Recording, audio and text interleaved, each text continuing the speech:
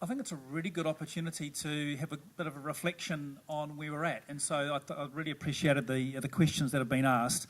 And of course, straight away, go back to the data. Let's look back at the last 6 years of qualification completions for Pasifika in our tertiary education system.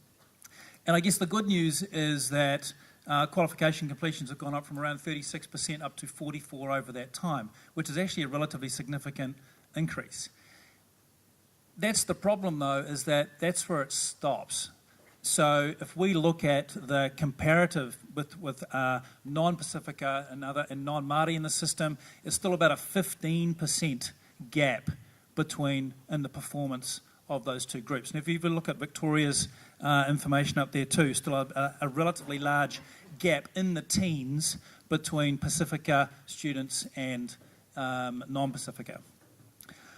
So we've got a lot of work to do, don't we? And I know from our perspective at the TEC as the funder of the system, we don't accept that in terms of where it's at. We think we need to set ourselves an aspirational goal, and so we've set a target for ourselves of by 2022 we want to see patterns of parity within our system. Now we've been flogged by some of the folks around the system for setting such an aspirational target. I'm firmly of the view that we need to be aiming for the stars in order to be able to actually really drive forward the changes that are required. And if I reflect also upon what's been going on over the last several years, you do see there are three key pieces I'd want to talk about in terms of the things that are going to shift performance of Pasifika students in our system. The first one is leadership. I'm going to park that one and come back to it. Second one is information, data and analytics. And the third are the interventions that you see in order to be able to try and improve performance. Well, I think the system has actually done a lot in the space of interventions. If you just look at the Victoria University example that Dame Winnie has talked about this morning, lots of interventions, right? Lots of things going on. I think we're getting a little bit better at things around information, and you can see the research base that was being used there at Victoria University, which is fantastic. But we're not really making use of predictive analytics, big data, to be able to drive the data that you already have, years and years and years of information about performance of all students, but in our case, Pasifika. And use that data to actually drive the decision-making and drive the interventions. But that brings us back to leadership. And I think that is the failing in our system to date. Our CEs, our Vice-Chancellors, they haven't fronted. They mostly are interested in their own institution to say, listen, I think, no, we're doing okay, irrespective of what the data says. When in actual fact, we need to have that system-wide view on how things could work. And so if I left you with a comment today, it would be about system, system, system. There is nothing in the funding system that is an impediment to you collaborating today, other than leadership. It's your intention to do this stuff. It's our intention to support it. That'll be the things that actually changes where we go to next. Because I guess my concern is that in the centre of the system is that what we see is inadequate scale being brought to bear on big issues. So if we want to affect the big changes, we need to think about doing this in a collaborative way. So I'd endorse Winnie's comments around, we've really got to push our Vice-Chancellors, push our Chief Executives, push our Deputy Vice-Chancellors into this space. Because there's nothing stopping us other than our own ability to think beyond our current limits in this space. I think that's enough for me to start. Awesome. Perfect time. Matalena. Talofa malo lelei, everybody. Thanks for that succinct summary, Tim. I guess for me, from the Ministry of Business, Innovation and Employment, we have this goal of increasing household incomes 40% by 2025. The challenge for Pacific is that we're actually 20% below the average incomes. And so, and so we actually have a long way to go for Pacific to actually reach the medium and then go to where the ministry is trying to get us all to get to. Winnie has actually done half of my job, and that's giving you some of the statistics around labour market, employment, and needs rates in her speech. So I'm not going to go further into that, but I do want to give you guys a bit of a progress update about what have been the improvements that I've seen over the past 5 years in terms of employment and skills. On the employment front, the latest data shows that there's been improvement in Pacific employment, particularly in the occupational of professions, and it's an increase of about 13%, which shows that there are skilled Pacific people coming into the labour market and actually taking up jobs in the professional level, which is fantastic if we think about where Pacific have been employed over the past 20 years in low-skilled frontline jobs. And so that's actually a wonderful improvement about where our Pacific people are heading in the labour force. Also an increase over the past, I think this year, 11,600 more Pacific people gained employment in a whole range of sectors across our economy. We've seen a slight increase in average incomes, given that the average household income in New Zealand is individual income is about 46,000. Our Pacific income sits at about, individual income is about 20,000. We have a long way to go. But there's been some increases there, and part of that is due to the work that the government has provided in terms of increasing minimum wage, the pay equity work, the healthcare workers increase in their salary. Actually, those increases amount to around 20% increase in Pacific people in those sectors' income. So that's a huge lift for Pacific people in the income level. However, my caution to you there is that we need to be thinking low income and moving up in terms of high-skilled, high-paid, and in the jobs of the future, not just those frontline jobs.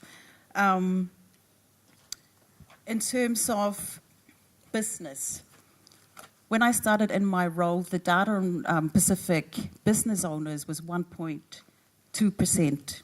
As of June this year, the latest data is that Pacific business ownership has increased to 4.7%, and that's movement from 5,000 people who identify as owning a business to actually 7,000 people. And again, if you think about where Pacific incomes are coming from, it's improving from not just being in employment, being employed by other people. It's actually Pacific people determining their own sense of where their employment and where their income, being self-employed. And that's, again, quite a significant increase in terms of business, and a lot of that is due to the revitalization of business networks around the country. I mean, the Wellington Business Network here that was started by Dame Winnie Laban and her group in Wellington, the Auckland, and then the ethnic business networks that have flourished throughout the last, say, 3 to 5 years in New Zealand, I believe has really contributed to this increase. I've deliberately left housing last, mainly because I don't want to depress us all. But part of MB's priority there is suitable and sustainable housing. So there's a lot of work happening in the suitability of housing for people to be regulations on making sure that landlords are providing decent housing for their tenants. About 80% of Pacific people rent. We have a very low number of home ownership, as Winnie alluded to earlier. So therefore, fixing that suitability is going to help Pacific families and also Pacific children in terms of having decent housing. Affordability, we have a housing crisis, and particularly for Pacific people living in Auckland, that is going to be a continuous issue for a while. I could go into what we could do better by hitting my 5 mark. Yep. Okay, so that's a little update from me.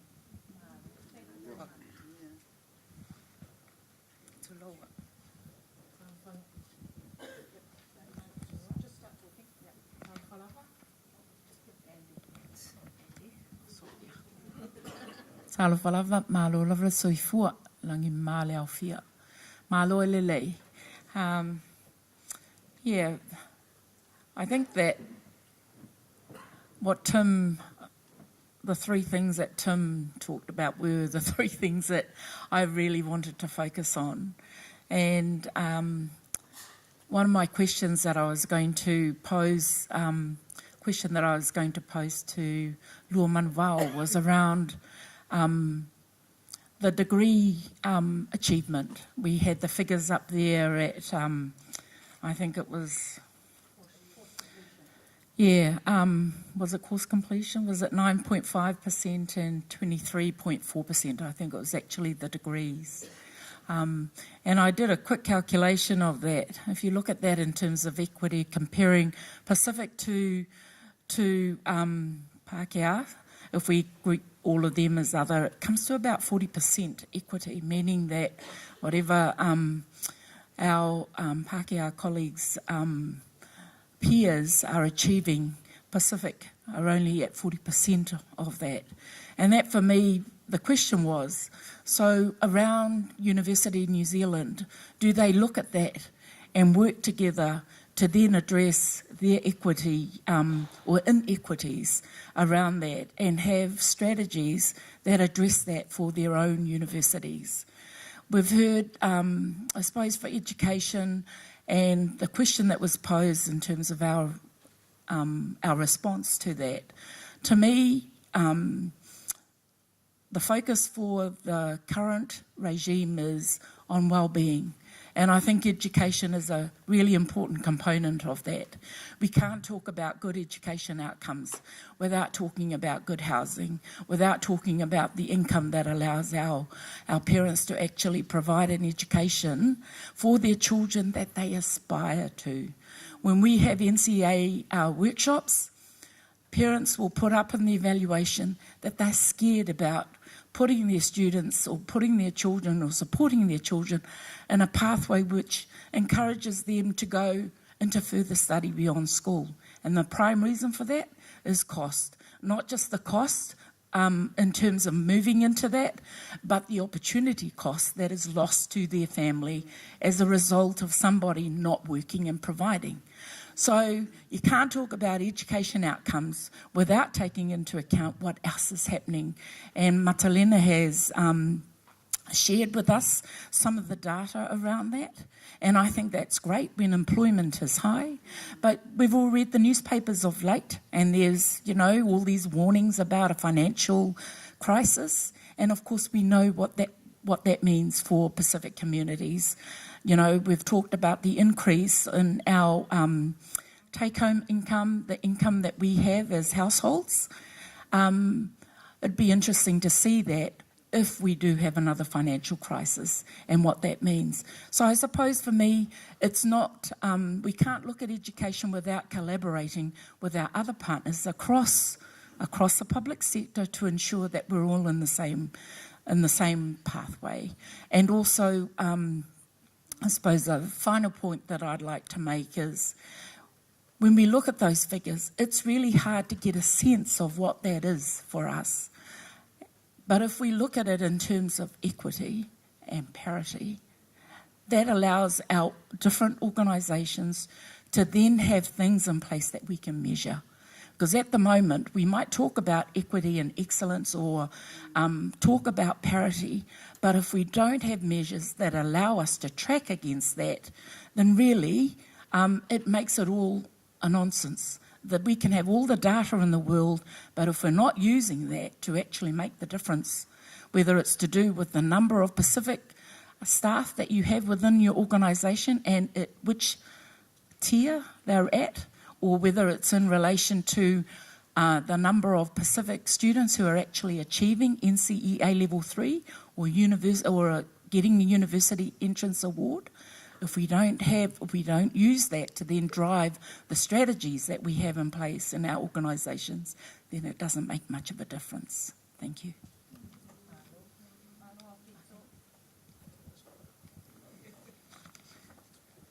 Talawalawa, malo lei, and kia orana. And to those of you who I can't yet say hello in your own language. Warm Pacific greetings, and may I just say what a privilege it is to be here today and on this panel. So I'm the Group Manager Tertiary Education at the Ministry of Education. You may not have seen very much of us in tertiary sector forums over the years.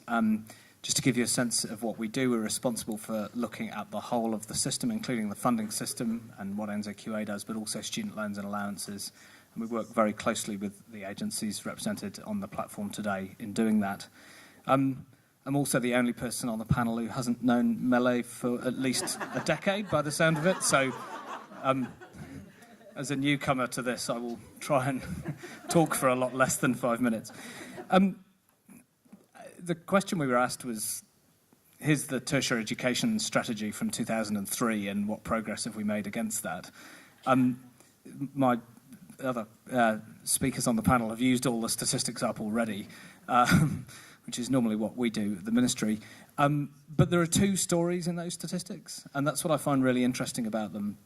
So at one level, they've given me some to talk to here. Over the past 10 years, we've seen the percentage of Pacific enrolments that are at bachelor's level go up from 24% to 36% across the 7 national groups that we measure and classify as Pacific. And there's also been this enormous increase in the number of Pacific people completing degrees over that 10-year period. It's somewhere around sort of 70 to 80% more Pacific people are completing degrees than did about 12 years ago. So that's an incredibly positive statistic. And yet at the same time, as Matalena's pointed out, there's also a very dismal story in the statistics as well. And you know all of those, and I won't sort of repeat them. But it's really challenging in terms of thinking about what you might want to do at a system level.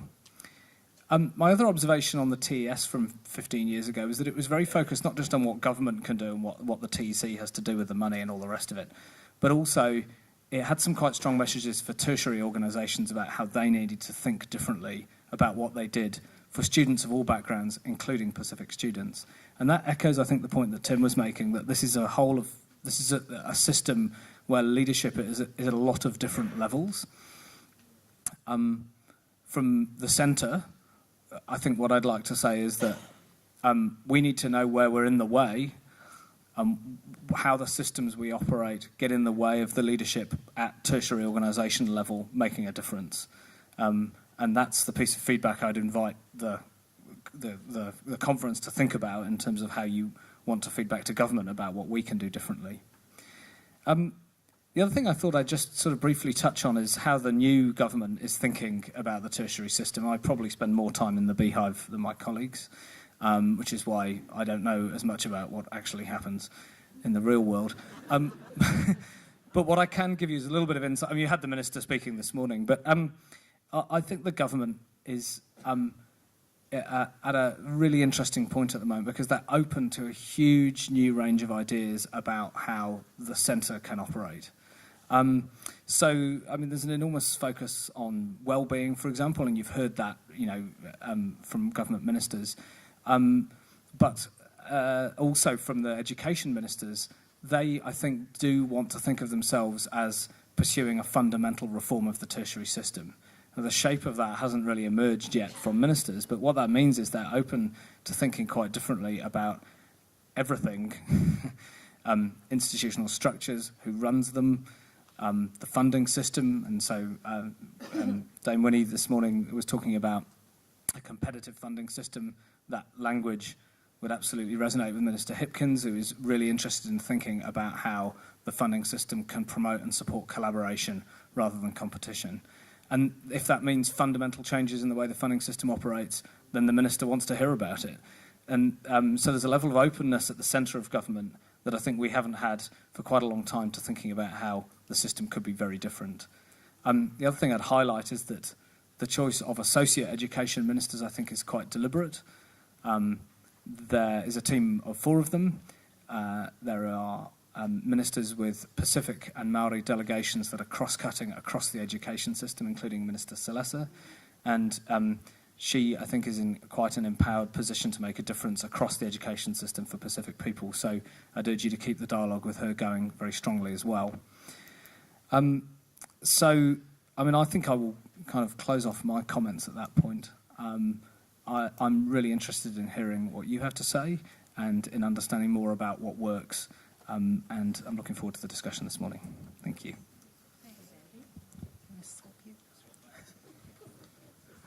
Talofa lava, kia rana. Not exactly the warmest Pacific greetings today, but wonderful to see you all here. So my name's Tessa Tamata, and I'm the manager for what is called Regional Pacific Trade and Values. It's not an oxymoron. There is a story behind that, which actually speaks to the kind of progress that I want to just talk about a little bit in the ministry. The ministry's got about 1,400 staff all across the world, working at about 50 different posts, and the actual number of Pacific Islanders is less than 4%. But it's not about the numbers, it's what you do with those numbers. And so what we've got at the moment is, in terms of middle and upper management, the number of Pacific Islanders at that level is more than twice the public service average. We also have 10 posts in the Pacific, so all of those posts, of course, are staffed by Pacific Islanders as well as seconded staff who come from Wellington. The Pacific and Development Group in the ministry is the largest group. That is deliberate. We are responsible for Vote ODA, so over the next 3 years that means $2.2 billion worth of aid being spent. Over 60% of that will be in the Pacific. So those are just some numbers to paint a little bit of a picture, but what I really want to talk about is what we do with those numbers. And we've talked before about completion rates, employment rates, and how all of that needs to improve. What you also need to improve, and what we've been trying to do more of in the ministry, is shape the policies, shape the decisions by those who influence. We do need more numbers, but we don't have enough, so we do what we can do. So one of the ways in which we're seeing this manifest is what's called the Pacific Reset. So this was an announcement by Minister Winston Peters earlier this year, and in some ways it's not at all surprising. He wants to see the relationship with the Pacific become a genuine partnership. It's not about, development, ODA partner, recipient. He doesn't want to get into that. He wants to get into genuine partnership. That requires deep understanding. That requires genuine friendship. It requires open dialogue, ambition around mutual benefit. Again, none of these things are surprising, but what does that mean in practice? And when you've got the kind of resources that can be brought to bear, for example, through the aid budget, what's that going to mean? So there is an awful lot of interest now in unpacking the ambition that he's articulated into something meaningful.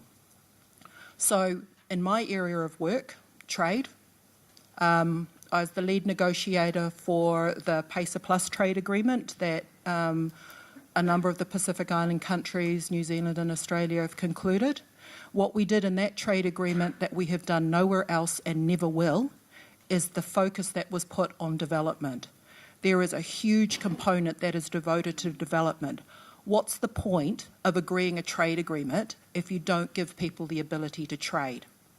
So we talk about all these entrepreneurs, we talk about these big economic benefits we want. That's not going to happen if we don't help build the capacity within the Pacific to trade on their own terms. Admittedly, a narrow range of resources, but at least this way we can help them do what they want to do. The other aspect of it is labour mobility, employment. Now, we know that for over a decade we've had workers coming here to work in horticulture, viticulture. They're taking home over $40 million a year worth of remittances. That's great. It's not enough. It's not enough to be just focused on seasonal, unskilled labour. So what we're looking to do now is, what are the new sectors we can go into? What are the new areas that Pacific workers can be trained in the islands, be able to come here, earn money, get more skills, go home, stay home and become entrepreneurs there.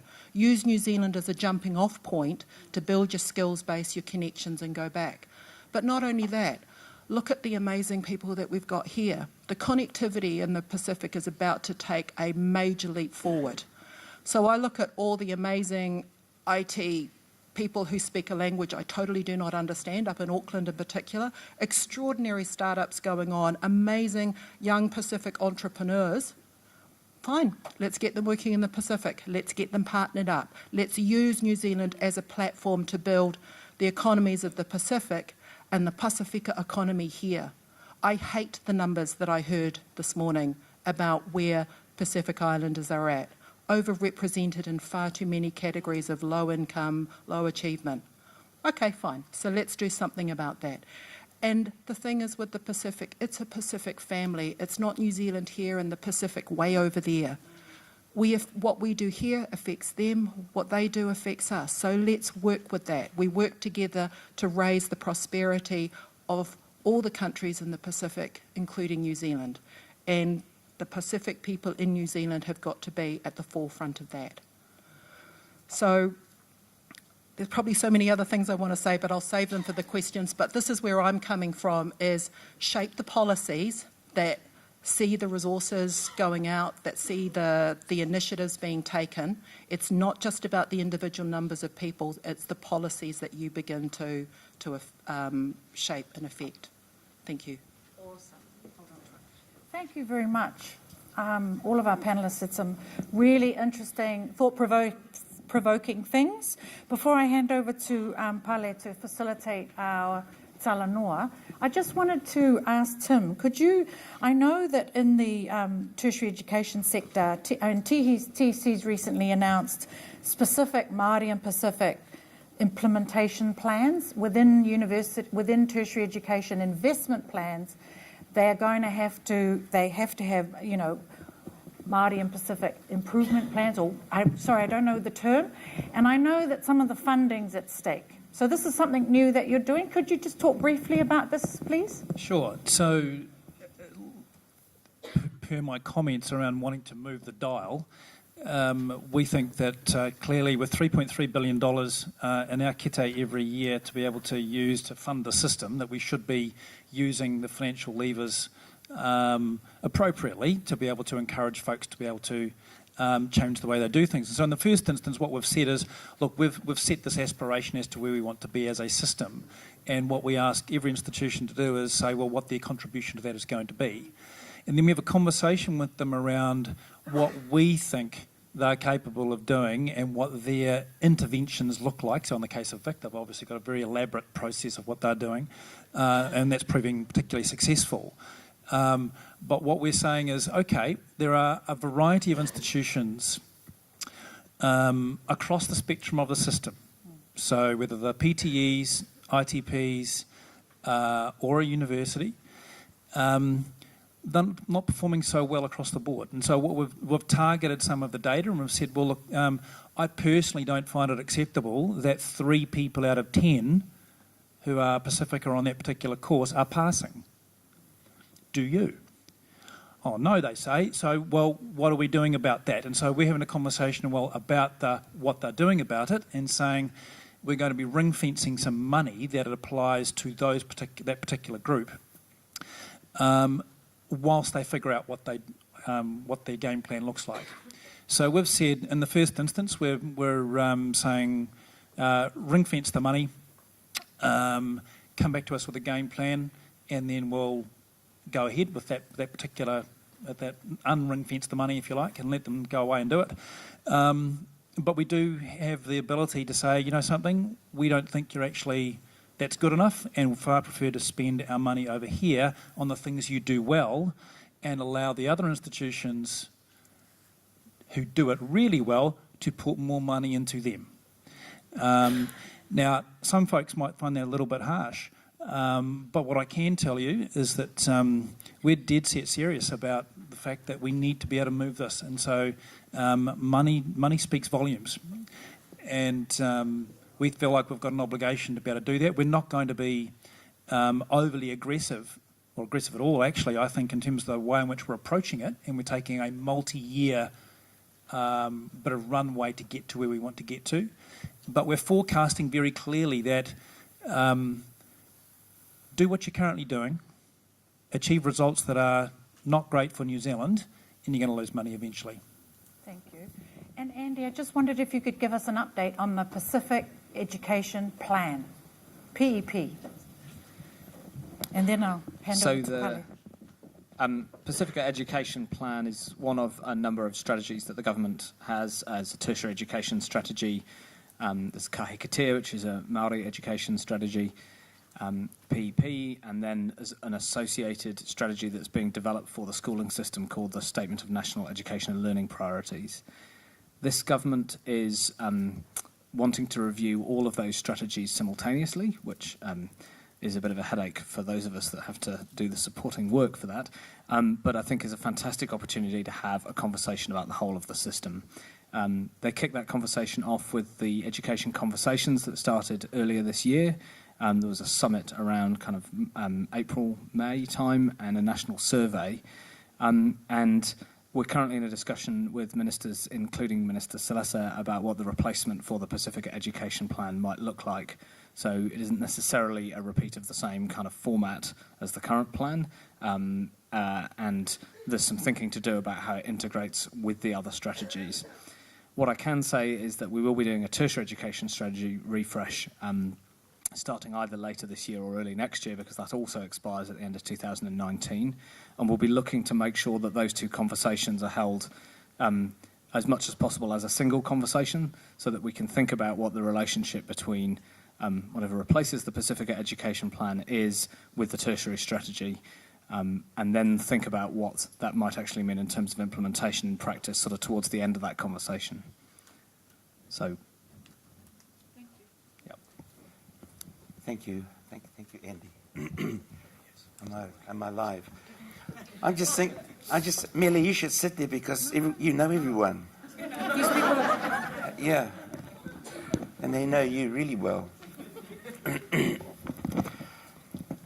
So, folks, thank you, team. I know it's quite hard to fit everything into 5 minutes, but I wondered before we started whether there was something that you wanted to say to one another. Because there were things you've told us, but I was wondering if you were listening to someone else. Yeah. I'm just wondering if there's something you might want to just kind of say, oh, Tim, when you were saying that, or Matalena when you were saying that, and Andy, Tessa's. Is there anything that maybe you'd just like to share kind of across for a moment while we just have a little listen? Hey, that'd be a good thing, eh? Just a little listen. Do you have another microphone? Yeah, thanks, Millie. Yeah, I want to know if the Ministry of Education is talking to its lessee. You know, like yeah. So we started with a big question already. It was just a small question. Yeah, don't rack it up. Don't rack it up. Like, it's just a little simple question. Just 5 people just tell a noa to one another. You don't have to be involved. Just listen. Okay. So just a few things, maybe just. Yeah, this isn't working. Is this working now? No, I don't need a microphone anyway. It was working. I couldn't hear my voice echoing back at me. I'm going to try that question first, and then I'm going to ask Tim to tell you if he sees it the same way. I'm the first senior manager at either the Tertiary Education Commission or the Ministry of Education who has worked at both agencies. So I worked for 6 years at the TEC back in the mid-2000s, and then went off meandering around government and ended up back here. And I've been at the ministry for about a year or 18 months.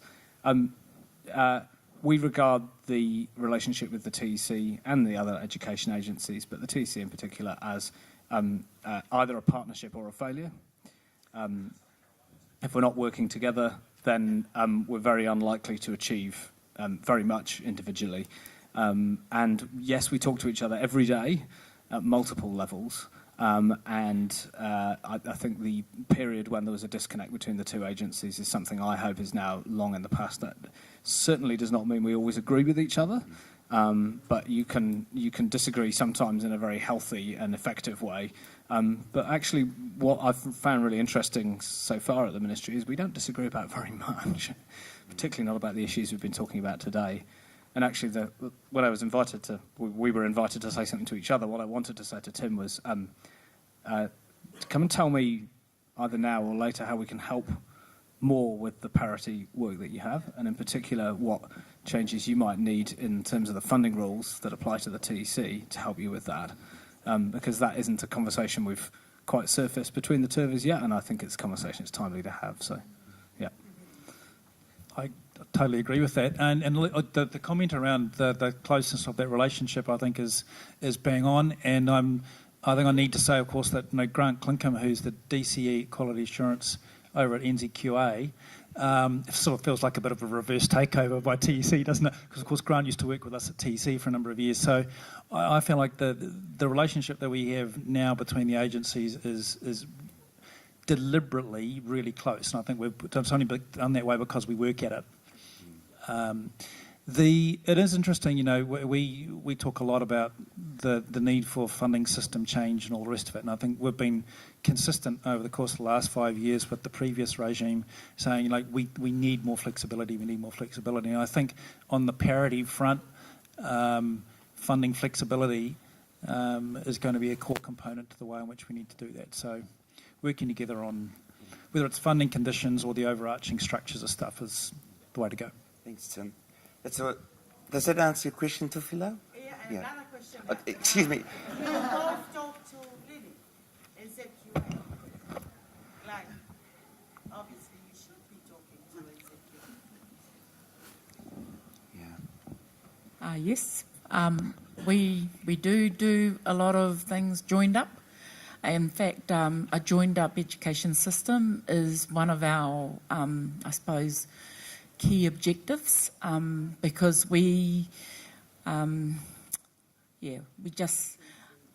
Tim talked about the system. The system are the people within it, and our CEs try to ensure that we're joined up, and they're certainly joined up at that level because we get feedback from our CE in that regard, so that there is, I suppose, a compulsion on the part of those of us within our agencies to make sure that happens. Just an example of that would be the work that we're doing, for example, around the STEM and ensuring that there is equity around STEM achievement for Māori and Pacific students. Not that we want to get all students into STEM, but we're talking about a future, qualifying for a future, and we know that that's really important for Pacific students. And so we have joined up conversations, probably not at Tim or at Andy's level, but certainly at my level and the level of our staff. Those conversations are very joined up there about how we do that together.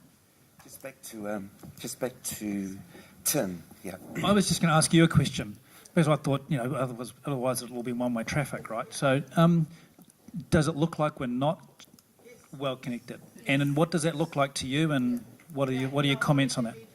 You're all driving your own aims and whatever. The reflection you're getting from the community is exactly as a result of that. It's how you're consulting with the tertiary sector, where I'm from. And that's where we come from. It's different stories from different, especially with funding, where that's why we're forced to compete in some situations. It's because you guys tell us different facts. Although we do, there's a talanoa, We're all comfortable with this talanoa. So when you're hearing some of the messaging going across here, Lily's just pointed out the fact that there's conversations at operational, and there needs to be more conversation at governance. So it's good that we're bringing these things forward so that everyone gets a really good understanding how these things work. Because otherwise it's just one institution and we call everybody responsible. Poor Lisale, who's the only Pacific Island person in TEC, gets lumped with all this work he has to do. So in some ways, when you're thinking about some of the solutions that we're moving forward, we need to be thinking at what stage or level are those conversations being had, and that way we're not shooting the messenger. Tim. That's a question. Okay, I'll just finish with Tessa. Yeah. Sorry, I know this is not exactly on point about the issues you're dealing with, but in terms of that being joined up, I think we're starting to learn those lessons across the whole of the public service. So there's about 30 different agencies currently working one way or the other in the Pacific. And a lot of what I talked about earlier, for example, I couldn't have done without my colleagues at MB and NZQA. A lot of the success we're seeing is precisely because we can leverage off the expertise and resources and connections they've got. So maybe we need to do a better job of communicating how we join up. Totally take that on board, but it's certainly an effort we're trying to make. Wonderful, Tessa. We'll just move to our Tongan Prince, just in the corner there. Check. Thank you, panel, for your discussion. Just a number of comments. Matalena, you mentioned all the stats about housing and employment and households and all that kind of stuff. I'm just wondering, in what ways is the Pacific community contributing to New Zealand's economy to kind of answer some of the questions and challenges that we're facing here in Aotearoa? And to Tim, to TEC, and on the point that you made earlier about leadership and Winnie made earlier in her keynote address, what is the likelihood of a Pacific person sitting on your table instead on the menu? Okay. Yeah. Okay, you guys okay? Do you need 5 minutes or something just to help out with your answer? The Tongan Kingdom is coming strong, you know? Like, better be prepared. Yeah. Hello. The question around how are Pacific people contributing to New Zealand's economy, there's a number of ways to answer that question. One is in terms of our own employment opportunities, and I think if we look at where we're situated in employment, so from high-skilled, high-paid, right down to operational levels, that is one way that our community are contributing to the New Zealand economy. And as I pointed out already in terms of business ownership, I think what we need to be conscious of is always that we need to lift that 20, 30, 50 times in terms of the fact that we're concentrated and have been for the past 20 years in low-paying jobs. So knowing we're all tax-paying citizens, that's our contribution to the New Zealand economy. So the more Pacific people can be skilled, moving up into higher-paid, high-skilled jobs, the more Pacific people can contribute to the economy. If you're asking how are Pacific communities inputting into the decision-making, that is also another good question. And I think I challenge you all, given that the government is currently consulting on all these reviews of the system at the moment. There's the education review, the consumer, loan sharks review. There's the state sector review coming up. Those are opportunities for our communities to put their voices in, to come and tell us, to tell our leaders what it is and how you want to be contributing to New Zealand. Wonderful. Tim? So the question around leadership and having a Pasifika person around our leadership table. We've got around 8% of our staff at the moment are Pasifika, and that number has been growing steadily over the last few years, which is fantastic. We don't currently have anybody around the table in a named role, if you like, as Pasifika, but similarly, nor do we have anybody in a Māori particular specific role either. Our organisation's taken the view, especially over the last year, that learner success is a key driver of the way in which we think we need to change the system.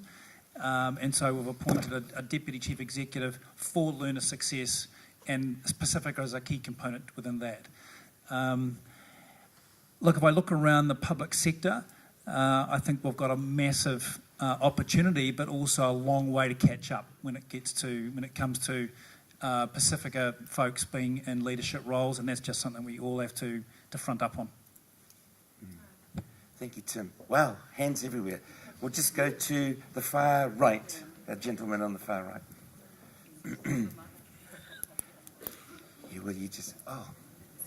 Okay.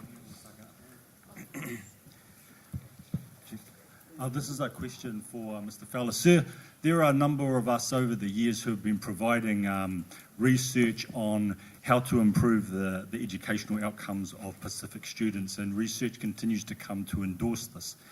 The concern by some of us is that with this potential ring fencing and the reprioritising of the funding, that it's ultimately going to impact upon us and upon our students, because our tertiary providers are not embracing the research that we have continued to espouse, that appears that they're looking for simple answers. So that's one of the concerns, and I'm just wondering if you have considered that.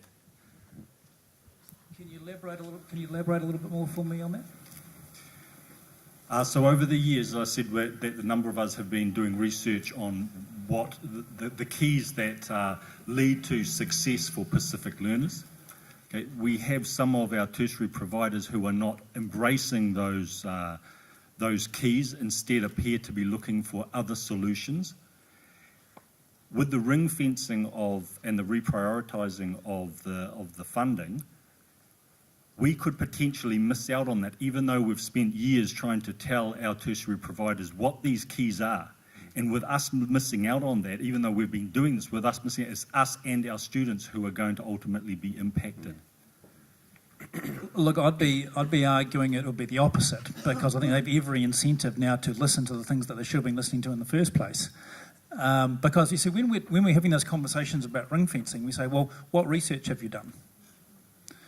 What's the improvement plan? Now, I'd be expecting that the research to be driving the improvement plan and saying, and here's what we foresee as a path ahead. Now, we're not seeking to be trying to catch people out. We're just trying to focus their attention on the things that they say they want to do anyway, but haven't delivered on. And what we're seeking to do, of course, across the system is provide better information, better data, that allows the work that you do to be supported by other information to make an even bigger impact locally within the individual institution. So, I'd challenge you only insofar as it sounds like if the information at that research has not been utilised to its best extent possible across institutions, quite apart from in your own one, I think we're missing out.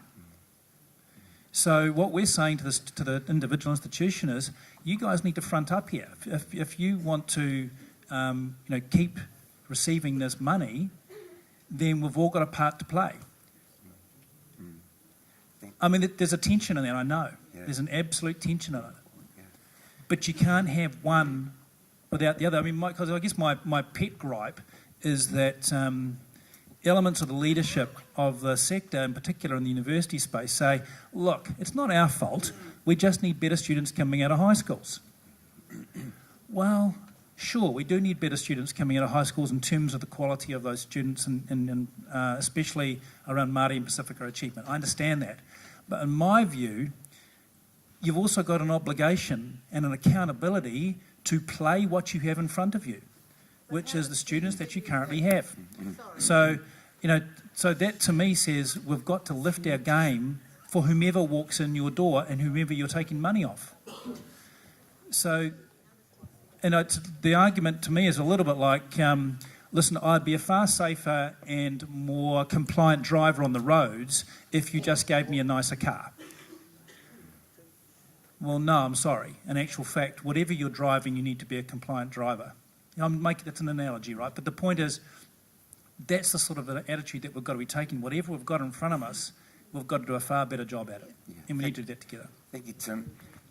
My heart of heart sometimes tells me, Tim, sometimes you need to catch some of these people out. Sam. Tim, I appreciate that you've owned that you're the funder of the system, and I really like the fact there's the willingness across all organisations to collaborate. My question is, how do you account for the institutions that aren't doing the work they should be doing?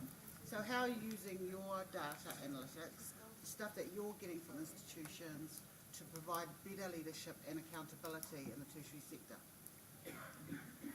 So how are we using our information to provide... To make institutions accountable. Wow, I've got to tell you, it's a reasonably interesting process. Yeah, the bad drivers, thank you. We get data in every 4 months out of the system. We have data going back for the better part of, what would Andy be? Better part of 15 years. Still no parity. No, but this is the reason why we think you need to actually use that funding lever rather than just leaving it up to individual institutions to do it themselves. So the actual ring fencing of this money is a good example of how we can do that. One of the things I should tell you, though, is that we aren't just sitting back and saying, it's your job, get on with it. We've been doing a lot of work in this space around how you can use predictive analytics, data and all the rest of it to make better informed decisions. You will have seen some of the stuff that I've done with Georgia State University over in the US in the last 18 months. And there's an amazing amount of things that they have managed to do specifically for Black and Hispanics in Atlanta. They doubled the completion rate from 28 to 56% in 7 years. And they found furthermore, folks, that not only if you for every dollar you put in, you'll be making about $2.50 because of the increased retentions and so on. Now, everyone says to me, oh, but don't bring that overseas stuff here. Come on, people. Whatever we've been doing for the last 20 years, it hasn't worked. So we've got to pick the eyes out of the good stuff that folks are doing elsewhere around the world and actually utilise it across our system. So that's what we're doing right now. Thank you, Tim. Now, just a minute, folks. I feel like So this is all the questions fired at Tim at the moment. And so I'm just going to cut across here just for a moment before we go to another question, so we give a chance for the others to contribute and then just rethink about your question. So if there's, for all of you, if there's a current initiative happening right now in our regions, in our institutions, how do people best let folk like you know that's what's happening? That's a good question, all of you. So take a break for a minute, Tim, and we'll come back to you with some of those while you're still alive, because I'm just worried. Yeah. Well, you see us, come and talk to us. Okay. Email, pick up the phone. We can't hide that bad. I think that we have really good networks within the Pacific. I mean, the question was asked earlier about how we're joined up. And while within the government, the public sector at least, most of us know each other. And before anything goes up further, we reach across.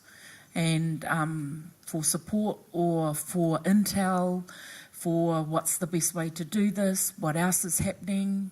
And also, I think one of the other things is to go back to a statement that was made earlier about when we stand up in front of our communities, they don't see Lily from NZQA, they see Lily from the government. And so we have to be connected up in terms of what's happening for Pacific across the public sector and across in tertiary education and secondary education, because the questions will come to us in those community meetings. So, yeah. Thanks, Lily. Yeah. So, the two parts to my answer to this. I mean, the first is, here's my number. Get in touch with us, as my colleagues have said, and you're welcome to do that directly. Both if you have something specific that you think we need to know and understand about what's getting in the way of the progress you want to make, or also for a more general kind of conversation. But the other one is that we're being asked by this government to think about the way we do government policy, but also operational change in a very different way from the way we have before. We are expected to have talked to stakeholders before we submit major pieces of policy advice to ministers, to tell them what we have heard from the communities that have an interest in that particular topic. My expectation is that you will start to see an ongoing series of whānau that attempt to reach people in Pacific communities who can help us do our job better. And the ministry has started with some already. They're primarily focused on the schooling system. We're expecting to do some further work of that nature as part of the tertiary education strategy. So the government is really thinking about ways to try and reach out and not just consult for the sake of getting to the end with people feeling like they've had a voice, but for the sake of actually learning something new and different that we haven't heard before. So, that's really challenging for us. In some cases, we don't have the networks that we need, but we're going to have to develop them. So, I'm expecting that you will see more of us in those kinds of forums. Thanks, Andy. Several things. So the Ministry of Foreign Affairs and Trade funds a number of scholarships for Pacific students coming here to study. So even within this crowd here, there are a number of staff from MFAT. So I know that the universities, the polytechs, a lot of the training institutions already have direct contacts. And if there are different issues, that's fine, they'll pass them on. The other thing I should note is that while face-to-face discussions are always the best way to go, you can't always have a whānau for every single issue in every single community. So a lot of what MFAT is doing, for example, is relying on the work that the Ministry of Pacific Peoples are doing as part of their Pacific Vision work. So they've been doing online surveys, they have been setting up meetings across the country, so we're just stealing all the data off them. So just because you don't see us face to face doesn't mean we aren't learning from feedback. So there are lots of different ways to come at it, and I think the final thing, again, well, websites are not the best way to go. There is a lot of information online and calls for submissions on different issues. So right now there's a call for input on the Trade for All policy, and that's not actually about trade, that's actually about inclusive development. When we talk about the values that the Prime Minister is wanting to promote in the Pacific and here, she's talking about youth, women, gender issues, human rights. How do we get people who are traditionally marginalised involved? So that's what these discussions are actually about. So even if it doesn't look like your subject matter, it actually might turn out you've got something worthwhile to contribute to those discussions. So lots of different ways. Thanks, Tessa. I know that you can't have a whānau for everything, but Samoans have a whānau just to be able to speak. Do we have a question from here? Yes, question. Thank you very much. My name is Tina Coombs. I'm the BDM at ECCO, the electrical training company, and we have a number of things that I want to share with you. University is not the only option, and I'd like to share, especially with Andy, if you've been spending a lot of time in the Beehive, that in the real world, we have 20-year-old newly registered electricians earning just under 100,000 a year. In addition to that, we have 24-year-olds electricians buying their first home in Auckland. So it's a fantastic opportunity, but one of the biggest challenges I have is with some of our schools in South Auckland is the reluctance of the principals to let their students leave and join us on a new pathway because of funding. And in addition to that, it's also many of our families, and I have a Samoan mum, are so committed to classical education that their children have to stay until year 13. And they're already disconnected and they want to move and they want to join a fantastic industry. And we struggle when we work with those schools because they won't let those students come and become apprentices with us. They get paid, they have no debt, and they're 20-year-olds earning 100,000 a year. That's incredible. That's life-changing, not only to themselves, but to their whole community. Thank you. Thank you. Okay. So, can I just... sorry, Andy, yes, sure. Respond to that. I mean, look, you're absolutely speaking the same language that we are about the set of choices that people make when they're teenagers and the different pathways that are open to them and what they know and don't know and what the people around them know and don't know about what their choices are. And to some extent what you're highlighting is a huge social kind of awareness issue. I mean, people understand the classical pathway from school to university. We think that it's well understood by schools and school principals, and it's seen as a marker of success for them if their students take that pathway. And for the individual, it may well be very successful, but it isn't the only route to success, and that's well understood in the ministry. We think that there's quite a lot of work to do around careers information and advice. There's the potential for quite a lot of change in that space, both in terms of what happens in schools, but also the work that TEC is doing and the way they're thinking about using data and information to paint a very different picture for kids about what the future of working life might look like.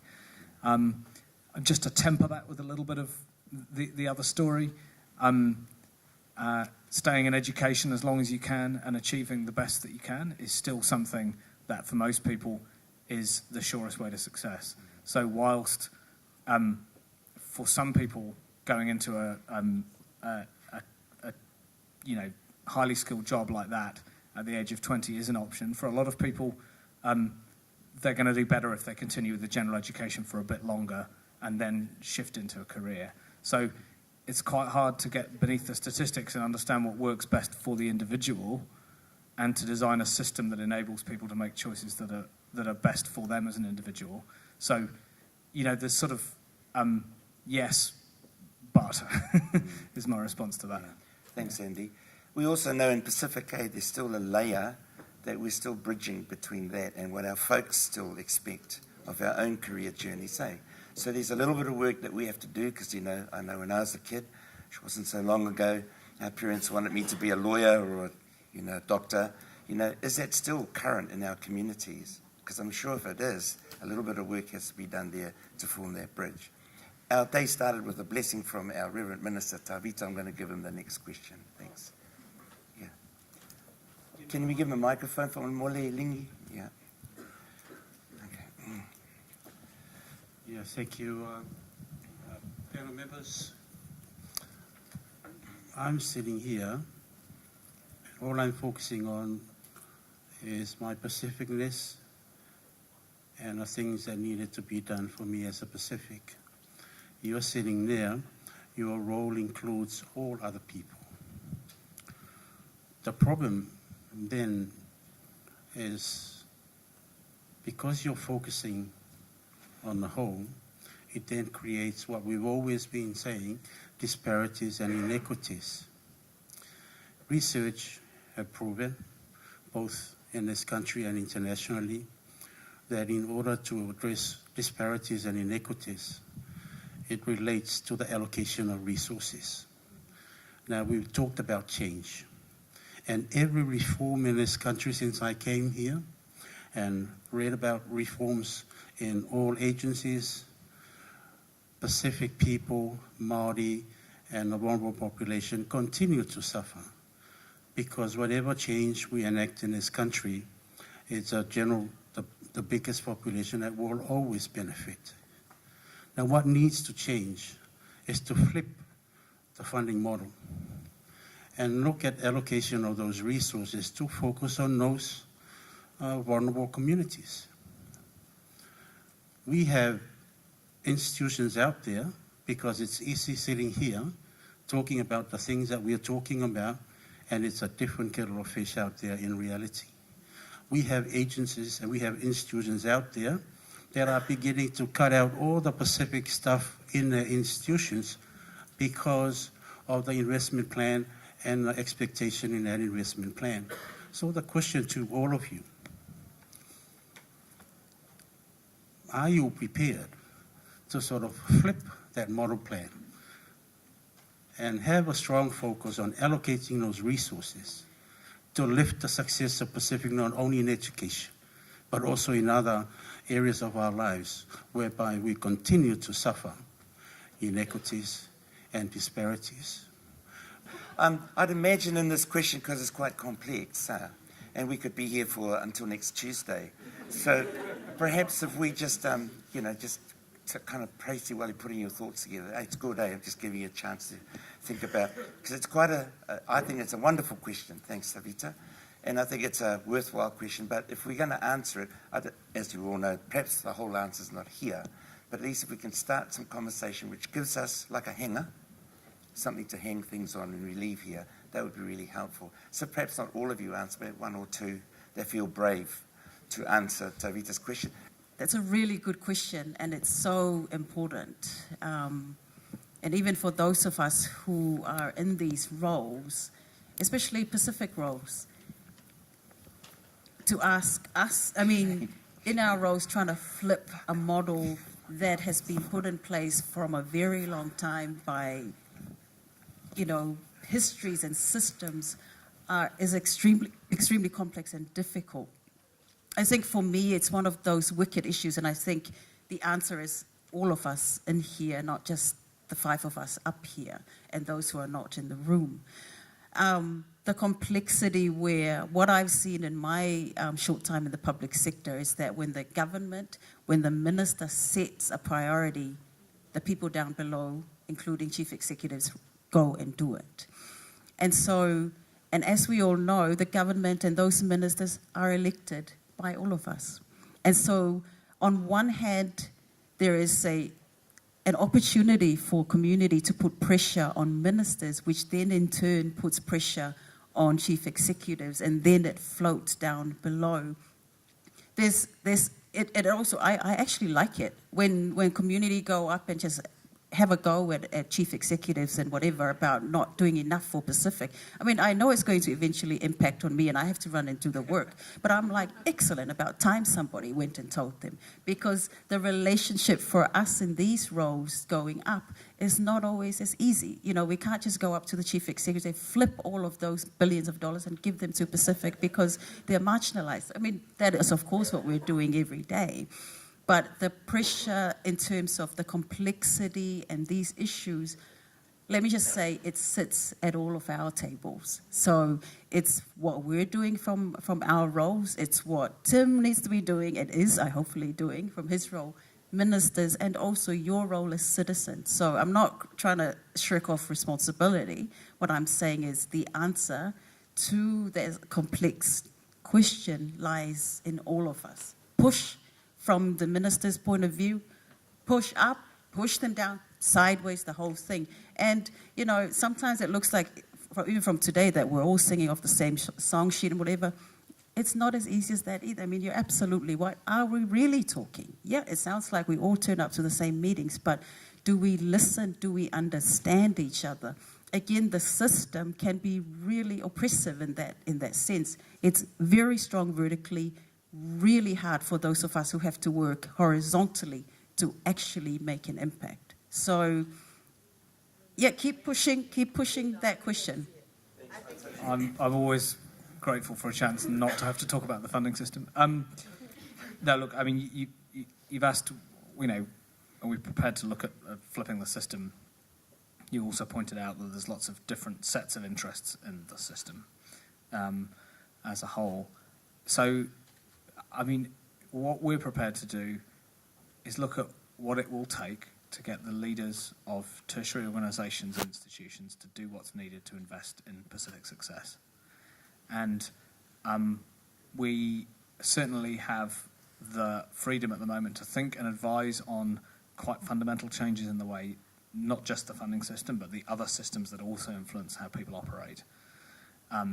We've got a lot of openness to think about how they could be fundamentally different. And so an example of that, which I choose just because it talks directly to the point you made, is we have an equity funding thing in the tertiary funding system at the moment. It is so small that we almost might as well not have it there at all.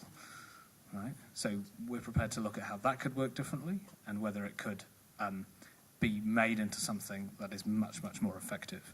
But I might hand the talking stick to Tim because he was getting a lot of questions about this before. But I absolutely endorse what the TEC is doing with its parity targets, and they are doing the thing that they were, in my view, set up to do, which is to use the funding system to drive the change that we're trying to achieve. And I think that is an example of the centre attempting to do that and change the way that the system drives behaviour. And, you know, we don't necessarily know what the consequences of funding system changes are, but what matters is what the tertiary organisations themselves and the staff within them choose to do.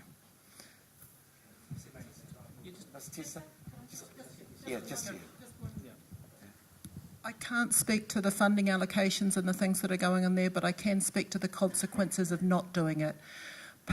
When we walk into conference rooms overseas, part of what makes New Zealand distinctive and why they pay attention to it is because we are genuinely seen as being of the Pacific. Now, maybe the knowledge of individual diplomats varies, but at the bottom line, we are seen as part of the Pacific. We are seen as knowledgeable about the Pacific. So if we don't have people coming through who are of the Pacific, who are steeped in the culture and ways of the Pacific, we can't bring that to when we engage internationally. We can't bring that to the conferences and that we go into around the world. So, as I said, I can't speak to the consequences of not putting funding where it needs to be, but we need those people, and we need that a culturalisation infusing the work that we do and the face we show overseas. It's important and increasingly important now. Now, folks, we've kind of run out of time. Sorry about this, people. But we need to give the last question to Lisieli because it's Tongan Language Week, eh? Yeah. So she's going to ask you a question in Tongan, and then you answer her. Yeah. Okay. Thanks, Lisieli. Malo apito. I have one short question and one short comment. I know that in past strategies, TEC withholds 5% of funding from institutions in which Pacific or Maori did not succeed, did not complete. What's that picture looking like, and what's happening with the money? And the comment was, Winnie Laban talked about leadership and governance. And Universities New Zealand, there's no Pacific voice there. How do they drive? Individually there's great work going on, but how does that drive across all universities in the country? Malo. So a quick answer, you're referring to something called the PLF, which is not the Palestinian Liberation Front, it's actually the performance-linked funding. It's been around for 6 years or so, I guess, and we've actually stopped using it at the moment because we don't think it's probably reached the end of its useful life. And the amount of money that we were moving around as a consequence of that was just, at a 3.3 billion, it was not even worth the administration of running it. So, to me, that was a bit of a distraction, and now I've got the talking stick. It gives me the opportunity to say actually what I wanted to say before, which was that because funding system change is part of this, and I think one of the things I'd just add to Andy's and Tessa's comments was that, timing, like good comedy, is everything, right? So and timing right now is really interesting. My sense of it is that this government is bent on being bold. They are open to change at a scale across the system that we probably haven't seen open up for, let's call it, the last decade. So, and that's exciting for us. And so as officials who are, being asked to contribute to that conversation, we're acutely aware that we want to, some of the things that we've thought would be a great idea that would help the system and move it quite comprehensively, those ideas are now sort of, potentially in the mix. So I rock into work every day really genuinely excited about what we could do next, more so than we have been for quite some time.